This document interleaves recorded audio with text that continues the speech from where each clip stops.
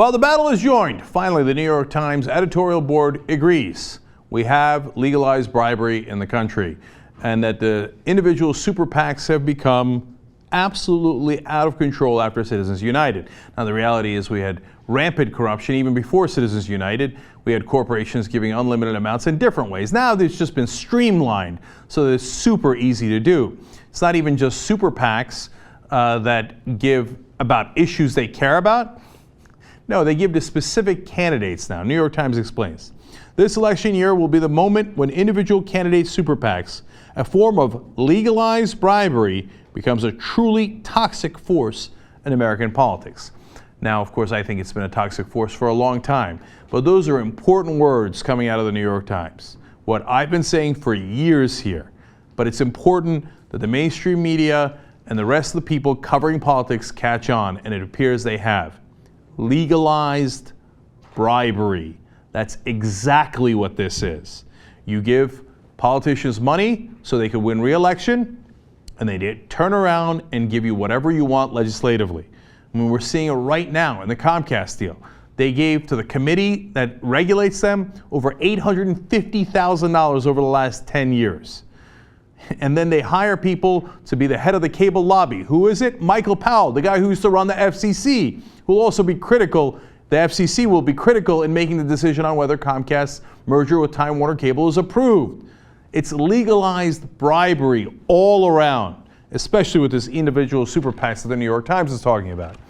And they explain further. They say they can accept unlimited contributions, and thanks to Citizens United decision, such donations can come from unions and corporations too. And by the way, it's true. Unions give a ton of money to individual super PACs as well. So this is not a Democrat or Republican issue. If you don't like unions giving unlimited money, I'm with you. Neither one should be able to buy our politicians. New York Times explains a little further. They say, strictly speaking, these groups can have no contact with the candidate, but that prohibition is a joke. Most of them use the same voter lists as the campaigns, make the same points in their ads, and often are run by cronies of the candidate.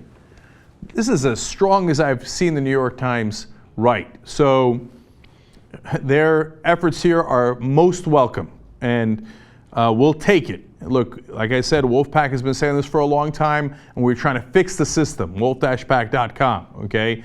But it's great to see that at least some of the big heavyweights in the mainstream media are recognizing it. And by the way, they gave examples. You begin to get a sense of how these guys are bought off. Now, they talk about the Kentucky race.